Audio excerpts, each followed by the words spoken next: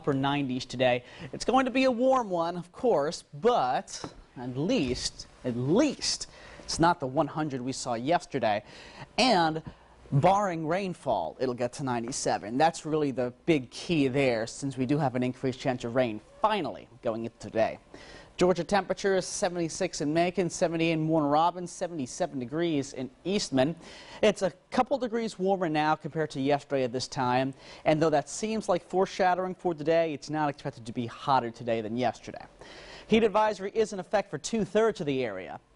And why that's significant is because for the past few days and weeks, all of us have been sharing in the heat advisory. Oh, yay. Well, now it's just 2/3. And a heat advisory means the heat index will be up to 105. Which is dangerous to do anything outside for an extended period of time. So please avoid it in the afternoon. Try to do things outside early in the morning or late in the evening. I mean, simple errands, of course, you'll have to do in the afternoon if you have to. But, you know, like lawn mowing, things like that, exercise, try to do it in the beginning or end portions of the day. We do, however, have an increased chance for rainfall, thankfully, so that will help cool temperatures down for a good chunk of you.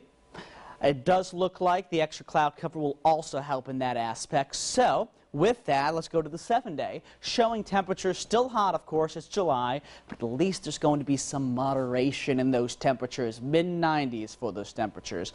Even the overnight lows get down to the low to mid-70s rather than the 80s, upper 70s we've been seeing recently. So overall, some good news, although significantly drier, it looks like, going to early next week.